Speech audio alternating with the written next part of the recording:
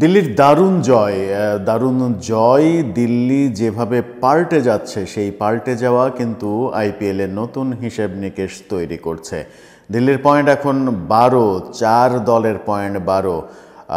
রাজস্থান আগেই হারিয়েছে তাদের প্রথম স্থান। আজকে পয়েন্ট টেবিলে ম্যাচটা জিতে শীর্ষে আবার যাওয়ার সুযোগ ছিল, 16 থেকে 18 হওয়ার সুযোগ ছিল, কিন্তু তারা শেষ বেলায় এসে পারল না।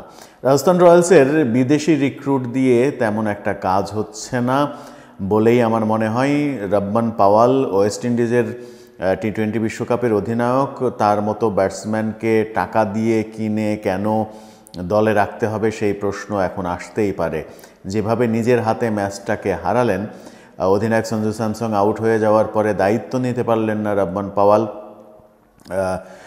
যদি ব্যাটিংয়ে এই সামান্য একটু দায়িত্ব নিতেই না পারেন, যখন রান রেট 12-13, সেই সময় যদি দলকে জেতাতে না পারেন, তাহলে সেই ব্যাটসম্যানকে বিদেশি কোটায় খেলানোটা কত যৌক্তিক সেই প্রশ্ন কিন্তু উঠতেই পারে।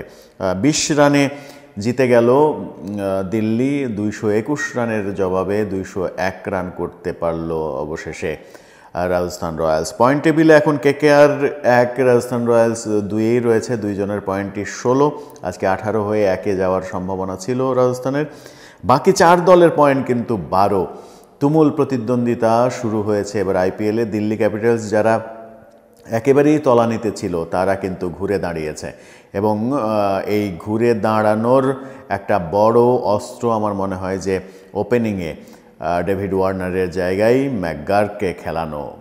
অস্ট্রেলিয়ান স্বদেশি ছোট ভাইকে খেলানো, বড় ভাইকে সরিয়ে, সেই একটা সিদ্ধান্তেই হিসাব নিকাশ পাল্টে গেছে, এবং ম্যাকগার্ক নিয়মিত দুর্দান্ত পারফরমেন্স করছেন। আজকেও দুর্দান্ত পারফরমেন্স করেছেন, 20 বলে 50 রানের একটা তুফান ইনিংস খেলেছেন আজকে। 12 পয়েন্ট চেন্নাই, সানরাইজ হায়দ্রাবাদ, দিল্লি এবং লখনৌর। দিল্লি এখন পয়েন্ট টেবিলে 5-এ চলে গেল। এই দিল্লি কিন্তু ঘুরে দাঁড়াতে পারে বলে আমার এখন মনে হচ্ছে। শেষ পর্যন্ত ম্যাচের যে হাল হকিকত দাঁড়ালো সেটা হচ্ছে 221-এর জবাবে 201 রান করতে পারল।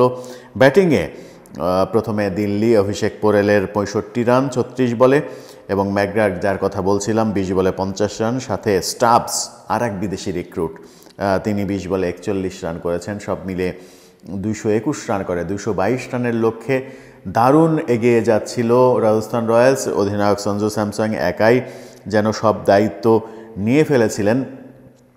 শুভম ডুবে আর এক ডুবে এই দলে, তিনি শেষ পর্যন্ত যদি টিকে থাকতেন, রব্বান পাওয়ালের উপরে ভরসা হয়তো করা লাগতো না। 12 বলে 25 রানের একটা দুর্দান্ত ইনিংস খেলেছেন, কিন্তু তিনি যখন টিকতে পারলেন না, তখন রব্বান পাওয়াল কিছুই করতে পারলেন না। সঞ্জু স্যামসং 86 রানের ইনিংস খেলেছেন 46 বলে। তার ওই আউটটাই মূলত খেলা শেষ করে দিয়েছে। লঙ্গনে উঠে মেরেছিলেন শাই হোপ, একেবারে বাউন্ডারি লাইনে যে দুর্দান্ত ক্যাচ ধরেছেন, নিজেকে ব্যালেন্স করেছেন। হয়তো চুল পরিমাণ জায়গার জন্য বাউন্ডারির যে স্পঞ্জ সেইটাকে স্পর্শ করেনি, সেটা নিয়ে বিতর্কও হয়েছে। রাজস্থান রয়্যালস প্রতিবাদ জানিয়েছে থার্ড আম্পায়ারের কাছে যে সেটা পুঙ্খানুপুঙ্খভাবে দেখা হয়নি, খুবই তড়িঘড়ি করে আউট দেওয়া হয়েছে। বিতর্কের জন্য কিছুটা সময়ও নষ্ট হয়েছে। অধিনায়ক সঞ্জু স্যামসং একেবারে ডাগ আউটে চলে গিয়েও আবার ফিরে এসে আম্পায়ারের সঙ্গে কথা বলেছেন যে কেন এটা হলো, কিন্তু থার্ড আম্পায়ার যেহেতু সিদ্ধান্ত দিয়েছেন, আর কিছুই করার ছিল না আম্পায়ারের। হয়তো আরেকটু ডিটেল দেখলে, আরেকটু জুম করে দেখেননি আম্পায়ার, জুম করে দেখলে হয়তো ভিন্ন চিত্র হতে পারত, এরকম ভাবনা তাদের ছিল। কিন্তু ওই শাই হোপের ওই ক্যাচটাই 86 রানে সঞ্জু স্যামসংকে আউট করে দেওয়ার ওই দৃশ্যটাই মূলত হারিয়ে দিয়েছে রাজস্থান রয়্যালসকে। বোলিংয়ে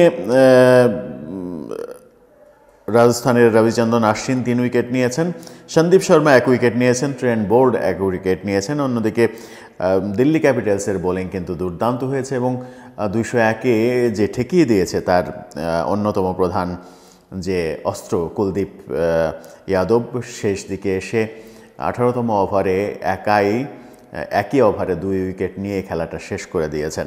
মুকেশ কুমার 2 উইকেট নিয়েছেন, খলিল আহমেদ 2 উইকেট নিয়েছেন। দিল্লির জন্য দারুণ, নিজেদের মাঠে দারুণ একটা দিন কাটলো। আমি ভাবছিলাম যে নিজেদের মাঠে দিল্লিকে রাজস্থান রয়্যালস আজকে বোধহয় হারিয়েই দেবে, কিন্তু সঞ্জু স্যামসংয়ের ওই ক্যাচ, শাই হোপের ওই ক্যাচ সব কিছু বদলে দিল, বা পরের বাকি কেউ আর দায়িত্ব নিতে পারলো না। অভিনন্দন দিল্লিকে।